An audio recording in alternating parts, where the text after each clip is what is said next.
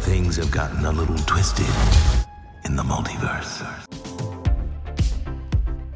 Hey, welcome back to ScreenCrush. I'm Ryan Airy, and this is all of the Easter eggs, references, and little things you might have missed in the first trailer for What If Season 2. I have been looking forward to this show so much. The first season of What If, I didn't like every episode, but mostly I think it's just a chance for awesome creators to tell stories that take place in and around the Marvel Cinematic Universe and not be limited by like Marvel's stringent continuity. I mean, you gotta admit, some episodes in the first season weren't the best. I didn't really like the Party Thor episode, but I loved Strange Supreme, loved all the stuff with Captain Carter. I mean, there were some real bangers in there, and the team up at the end, mwah. So this show has been done for a long time, but with all the chaos at Marvel Studios, we were just waiting to hear about the release. And then it turns out that we're not just going to get one episode a week, we are going to get 9 episodes in 9 straight days over the Christmas holidays. I have no idea how we're going to cover it, but that doesn't matter because I am still so excited to finally get to see these episodes. So I'm going to run down through the list of the titles of the episodes, and then we're going to break down this trailer one frame at a time, look at everything you missed, and I hope you are as excited as I am. Episode 1 is going to be What If Nebula joined the Nova Corps. Episode 2, the one I'm looking forward to the most, is What If Peter Quill attacked Earth's mightiest heroes. Episode 3, What If Happy Hogan saved Christmas. Episode 4, What If Iron Man crashed into the Grandmaster, more on that later. Episode 5, What If Captain Carter fought the Hydra Stomper. Episode 6, What If the Avengers assembled in 1602. Episode 7, What If Hela found the 10 rings. Episode 8, What If Kahori reshaped the world. Who's Kahori? Oh, you're gonna find out. And episode 9, What If Strange Supreme intervened. Oh man, this sucks. I can't find nothing on here. Hey, Doug, why are you on your phone? Well, you know, since I'm getting kind of famous, got my face on shirts and everything, I thought I'd start up a little webpage about myself. Who I am, sniffs I like, my top albums by Billy Joel. Alright, so what's the problem? Well, all the good Doug names are taken. All the .coms, the nets, well, they're all gone. Yeah, but you don't want any of those. Every creator and influencer should use a .bio address. It's personal, it stands out, it's less generic, and it is a lot more affordable. I mean, I have one, and look,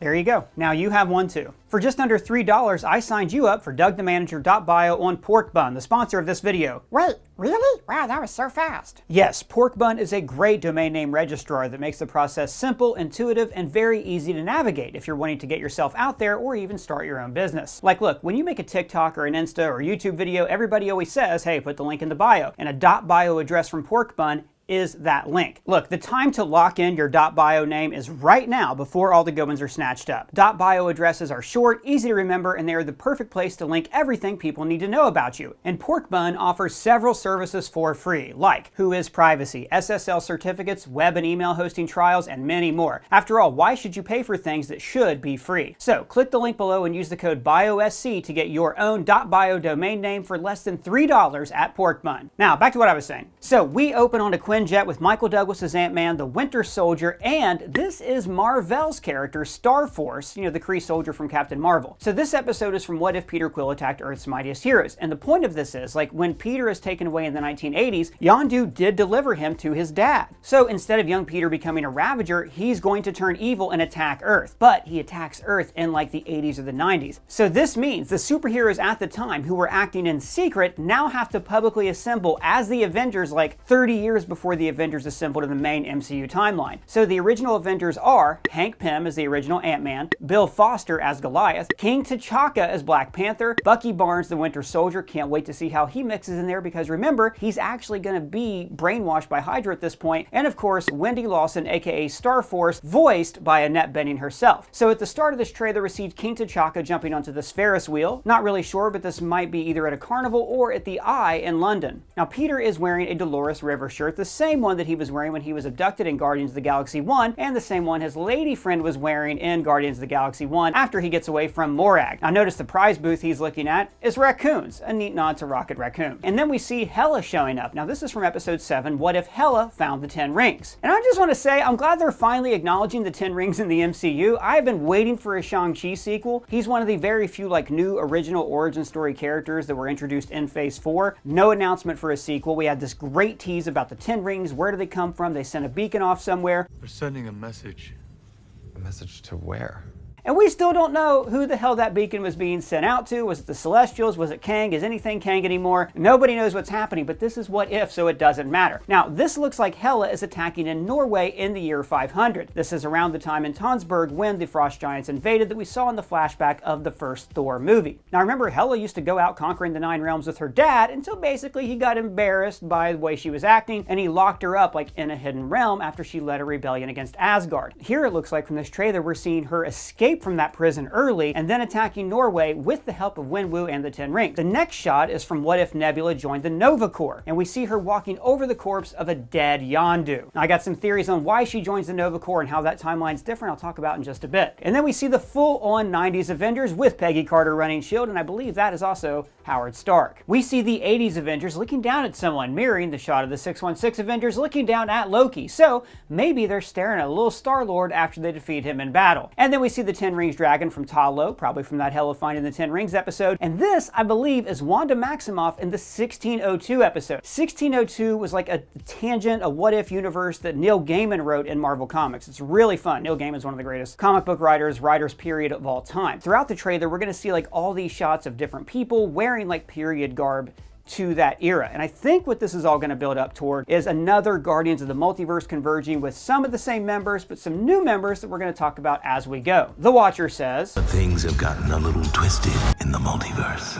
Now, I'm wondering why things are twisted in the multiverse. You know, Kevin Feige said that the events of What If directly stem from Sylvie stabbing He Who Remains at the end of Loki, and then that causes the multiverse to branch in all these different realities. As far as the multiverse now being twisted, it could be because of the events of Loki Season 2 at the finale. Spoiler alert for that, where Loki takes the place of He Who Remains, weaving together Ysidro, the World Tree, basically twisting all the timeline branches together. Maybe that means there's a greater threat of incursions and universes colliding and becoming extinct. Or it's more than likely a reference to Kang the Conqueror, or more likely Kangs the Conqueror, the giant council of Kangs who are meddling with the multiverse and are preparing to go to war with Universe 616. Now look, there's rumors swirling around about Marvel replacing Kang the Conqueror. Not just replacing Jonathan Majors, but full on just getting rid of Kang the Conqueror and replacing him with a different villain like Doctor Doom. The ending of the Marvels, again spoiler alert, does set up the X-Men in another universe, so maybe they're going to gear toward X-Men versus Avengers, which would be awesome, but I love Kang, man. I love Kang in the comics. I think he's a great villain for the Avengers to face. If only the Avengers would assemble in the MCU so we could actually see them fight somebody together. And then we see this. This is Gamora driving what looks like a Mad Max war rig in a race car. So this is from What If Iron Man Crashed into the Grandmaster. Now this episode was originally created for season 1, but it wasn't quite ready by the time the air date went up. Remember the Gamora that was part of the Guardians of the Multiverse? This is that Gamora. So if I had to guess from what we're looking at here, it looks like Tony Stark crashes on this planet, you know, and time works differently on Sakaar, so maybe it ends up being like hundreds or dozens of years before it would have when Thor showed up. Who really knows? But he crashes, and something about Tony Stark landing on this planet means that instead of gladiator combat, the Grandmaster puts together these like race cars, like twisted metal races where they all bash into each other and stuff. Notice how Tony's Sakaran armor is even painted with Sakaran war paint like we saw all through Thor Ragnarok. Such a cool detail. In the race, we also see Valkyrie and Korg attacking one of the Grandmaster's troops. Now, it could be that the events of Thor Ragnarok play out in a very similar way, except instead of Thor and Hulk being on this planet, it's Iron Man. Remember, Korg and the others started a revolution to overthrow the Grandmaster in Thor Ragnarok, so maybe the same thing happens here, except it's Tony Stark using machines and like race cars in order to overthrow the Grandmaster. The revolution has begun! And we do have one of my all-time favorite MCU characters, Jeff Goldblum's Grandmaster, does return, voiced by Jeff Goldblum. Who is this handsome dog? And then we get this shot of an army of Egos attacking the Avengers in the desert. It's interesting that in this timeline, Ego didn't just meld with Peter and create the expansion. Instead, it seems like they can't just like spread out over the Earth, or maybe the Avengers stopped the expansion, so now they have to take down the Avengers one at a time. But Ego is still able to do things like manipulate the Earth, just like he was able to manipulate his own planet. And then here they call it a 9-episode event instead of just a TV show. So this is something that is very new to the MCU. They're, instead of like dropping the episodes once a week so we can digest them, make Easter egg videos, do talkbacks, discuss them, ruminate on them, they are just going to full on dump all of these episodes during the Christmas holidays. Now, ordinarily, Ordinarily, I would say that when a studio dumps a bunch of things at once, it means they don't have much faith in it. But I think the reason they're doing this is because, everybody's going to be home during Christmas or the holiday season, whatever you celebrate, and when they're home, they'll want to watch What If. I really hope it doesn't work out because I love breaking things down in depth once a week. I think that's a much better format and it gets people talking. Like if Mandalorian season 2 would have been dumped in one day, nobody would have cared about Bo-Katan or any of those other great episodes. They just would have talked about Luke Skywalker showing up at the end. So I hope this is a fun one-off thing and Marvel never ever does it again. Like this is actually it's not gonna be a fun Christmas at the old Airy household. Bah!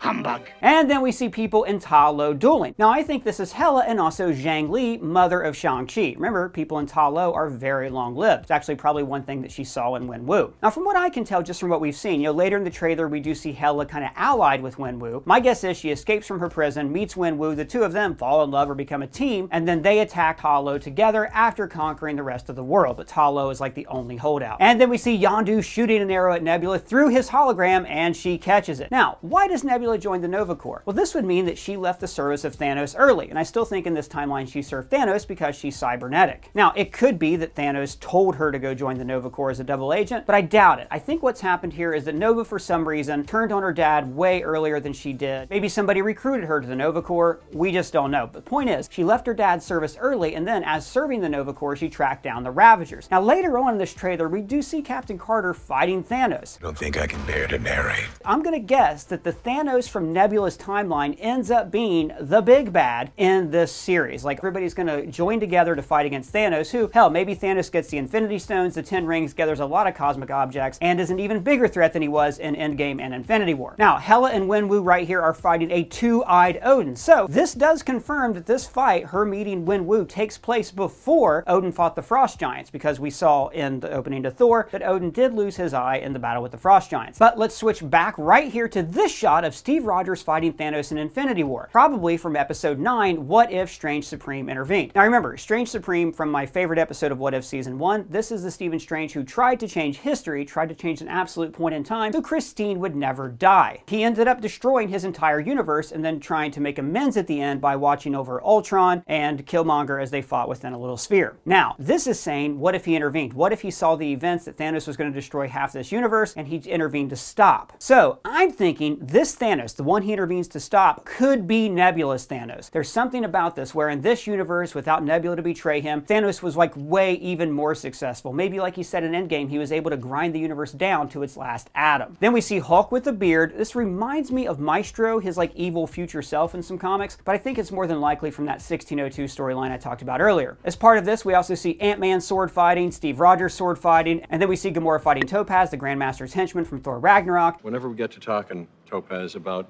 Scrapper 142, what do I always say?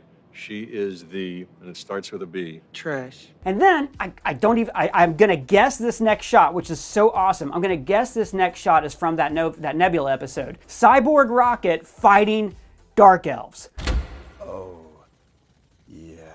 What? When does that happen? I'm really looking forward to seeing how this show is able to pull those particular threads together. Thank you, God Loki, for pulling those threads together for us. You're welcome. But I'm probably most excited to see how this show is going to introduce a new character, Kahori. Now, Kahori is, the point of that episode is, what if like native people found the Tesseract before anyone else did? Like what if it was in the Americas instead of in Norway? And this changes the course of history, changes colonialism, because she becomes super powered and basically has these teleporting abilities we see throughout the trailer. Now this next shot, I'm pretty sure, is from Captain Carter fighting the Hydra Stomper.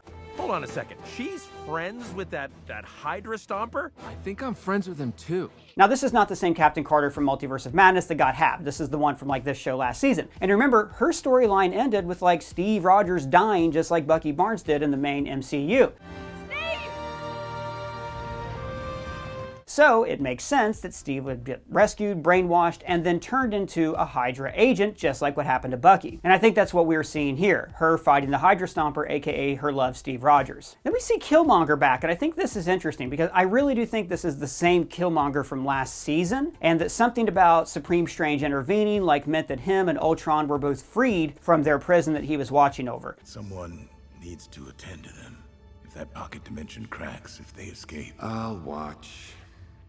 have nothing but time. But then we see these new Guardians of the Multiverse assembling and fighting Thanos. We see Killmonger, Peggy, the Scarlet Witch from 1602, and of course Gamora rejoins the team. Now the button here is what if Happy Hogan Saved Christmas, which I believe is going to come up on Christmas Day, so God only knows when we're going to be able to cover it. He's on the phone talking to Darcy, who of course is voiced by Kat Dennings. So he's saying that somebody has attacked Avengers Tower. The Avengers Tower's been overtaken. And then Darcy runs through a list of movies. What is this, Con Air? No, wait, Under Siege? Now, both of these movies are rip-offs of the movie Die Hard, which obviously this is an homage to with Happy Hogan crawling through ducks. Come out to the coast, we'll get together, have a few laughs. In fact, this was such a thing in Hollywood. When you would pitch a movie, you would say, oh, Con Air, it's Die Hard on a plane. Under Siege, it's Die Hard on a boat. Now, we do see Tony Stark playing Santa Claus, and maybe this is an Avengers Christmas party. And at the end, we do see the Iron Legion decorating Avengers Tower, so this likely takes place when the Avengers were like in their heyday before Age of Ultron. I think this is going to be like a really fun episode. It's a little bit more in line with that Thor party episode, but I mean, it kind of depends who's attacking the tower. I'm really curious to see like what kind of a threat attacks the Avengers at Christmas when the Avengers can't be the ones to deal with it, and why would he call Darcy instead of somebody else? In fact, maybe this happens when Happy was like watching the tower by himself just before Spider-Man Homecoming. Mr. Happy, it's Ned. Who? I'm an associate of Peter Parker. He has something very important to tell you. You gotta be shitting me.